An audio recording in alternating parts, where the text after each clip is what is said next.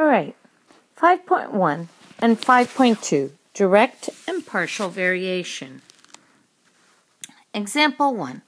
Selena works part-time at a bookstore. She earns $15 per hour. Fill in the table below.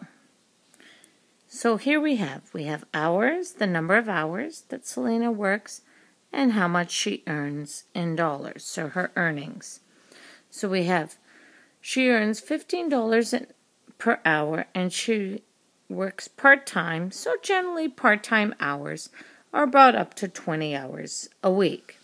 So, if Selena works no hours, she will earn $0. If Selena works 5 hours, we take $15 per hour and we multiply that by 5. 15 times 5 gives her $75. Then we have 15 times 10, and that gives us $150. 15 times 15 gives us $225. 15 times 20 gives us $300. Next part. Graph this information. So if we're looking at a graph, and I'm just going to do a quick sketch of a graph. We have time along the bottom, earnings going along the vertical axis, and that's in dollars. And what we want to do is make sure that we create, and Selena's earnings is the title, we want to make sure that we create a wide enough graph. If I went 0, 5, 10, 15, 20, and I landed about here, that would leave all this empty space. The important part about graphing information is that you fill in the space so it looks like a well spread out graph. So along the horizontal, we will start at 0, and again, that's the only number that's allowed to start at the axis. 0 here and 0 here is the only value that's allowed to start at the axis. 0 and 0, and we're going to go all the way up to 20 along the horizontal, 5, 10, 15, 20, and then going up, we'll go up by 75, so 0, 75, 150, 225, 300. And now we're going to graph the points. And here we go. We find out that the graph makes a straight line, and it should, folks, with something like this. So, this particular graph here is known as a direct variation because the line goes through the origin. This point right here is called the origin. So, now describe the shape of the graph and where does it intersect the y-axis. So, the shape of the graph creates a line of best fit, and it crosses the y-axis at 0, 0, the origin. Write an equation to find Selena's earnings E in dollars if she works T hours. Well, Selena earns $15 for every hour that she works. $15 times T number of hours that she works. All right, next. Use the equation to find the money Selena will earn if she works 40 hours. That is, E is equal to 15 times what? Well, she's going to earn $40. She's going to work 40 hours, so 15 times 40. E equals 15 times 40 means E equals 600.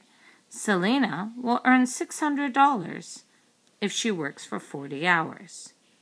Use the equation to find how many hours Selena has to work to earn $135.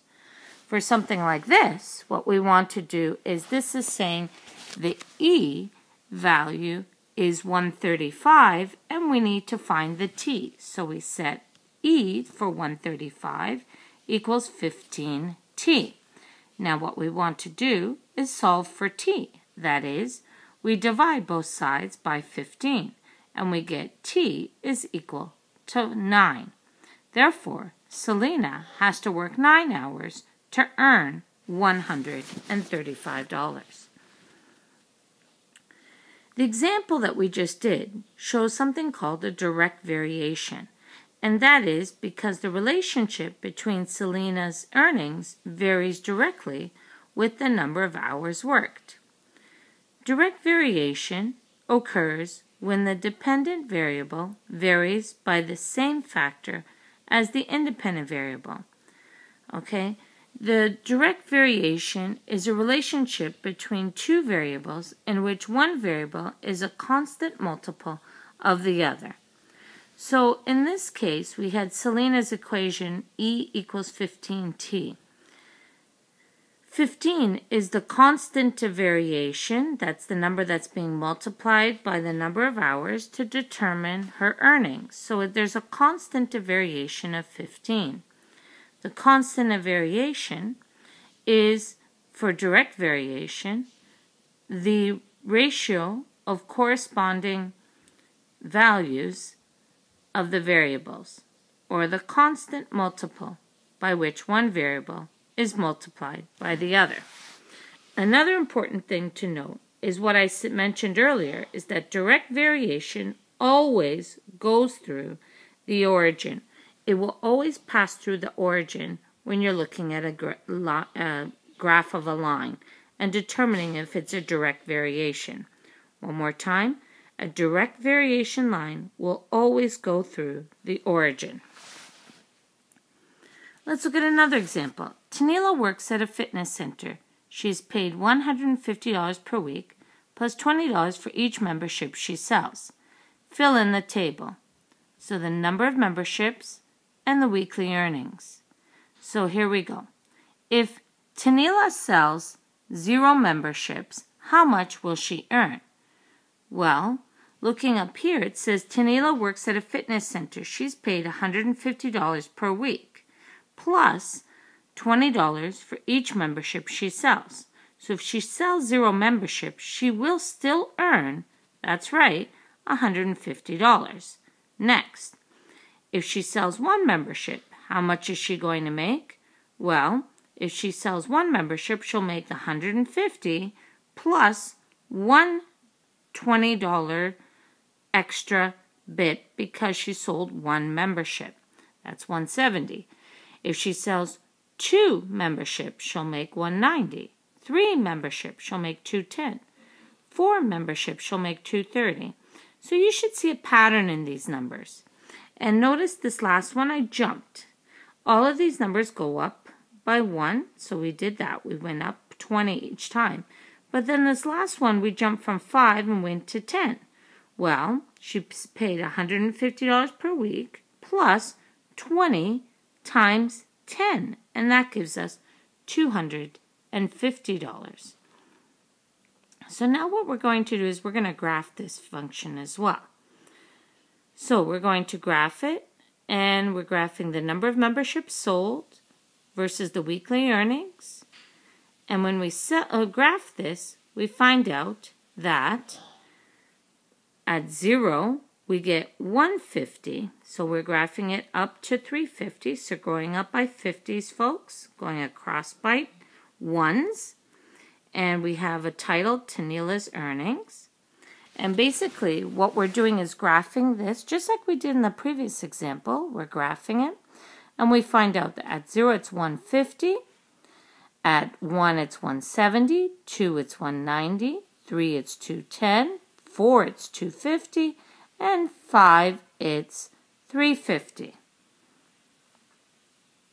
Sorry, 5, it's 250, and at 10, it's 350. So, one more time, if we were to graph all these other little points, we can see that this graph starts at 0, 150, 5, 250, and 10, 350. So we graph our line here. We can see that this line does not go through the origin. So we're going to look at what kind of example this is as well. Okay, here we go. We're asked to describe the shape of the graph and where does it intersect with the y-axis. Well, it's a line of best fit again, and it intersects at 0, 150. That's the y-intercept. Remember, it says where does it intersect with the y-axis. What does that mean? Well, let's look back. And it says that it crosses the y-axis at 0 for x, 150 for y. We can see that in the table. Well, I just noticed it didn't say here to graph. So basically, part B will say graph the relation, okay? And that was what we had to do there, was graph the relation. Okay, moving on. Oops, a lot of information here, folks. Let's go back a bit. So we have 0 and 150. Next part is to write an equation to find Tanila's weekly earnings, E, in dollars, if she sells n number of memberships. What does that mean? Well, that means that you have some earnings, E, equals a base 20 times n, so $20 for every membership that she sells, plus a base fee of $150. Notice the equation again. E equals 20 times n being the number of memberships she sells, plus the $150 base for working. All right. Use the equation to find Tanila's weekly earnings if she sells 12 memberships per week. Well, if Tanila sells 12 memberships per week, means her earnings will be 20 times 12 plus the $150.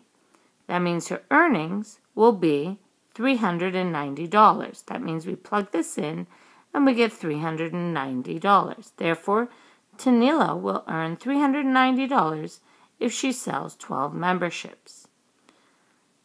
How many memberships must Tanila sell to earn $450 per week? So this is what we need to find out, is how much does she need to sell so that she makes $450 per week. Well, that number, that 450, is actually the E value that we're looking for, her earnings. So we're going to replace E with 450. 450 is equal to 20N plus 150. What we need to do is find out how many memberships she needs to sell so it guarantees her this $450. So we take 450 minus the 150, and that equals 20N. And then once we subtract, we get 300 is equal to 20N. Divide both sides by 20, folks, and we find out that N is equal to 15. Therefore, Tanila needs to sell 15 memberships to earn $450. So, this example demonstrates a partial variation. A partial variation because this particular graph does not go through the origin.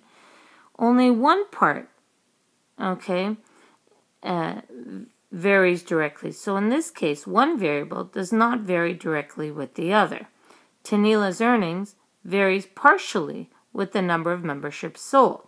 It doesn't vary with her salary because her salary is dependent, has a base of $150, plus there was a $20 extra bonus for her selling memberships. Partial variation is a relationship between two variables in which the dependent variable is the sum of a constant number and a constant multiple of the independent variable. So basically, let's define all of both direct variation and partial variation and put it into a chart. Direct variation and partial variation, we need to look at the equation and we need to look at the graph. First of all, let's look at the graph. The graph of direct variation, all of the graphs always go through the origin. Okay, so line goes through the origin. Now, in partial variation, the line never goes through the origin. So what you'll notice, it never goes through the origin. So very important to note that when you do this, you have to look at the line and determine what it looks like. So it never goes through the origin. So let's look back at the other one here. Line goes through the origin In this case, it goes through the origin, means it hits 0, 0. This line never goes through the origin, so it goes through another point, 0 something. It does go through a y, the y-axis, at some value, but not at 0, 0. Now, what does the equation look like? For direct variation, it's y equals mx. Why mx? We'll find out in a little while. Y equals mx is known as the direct variation equation. So you have a y and an x, all in the formula, and you have an m, which is the constant of variation.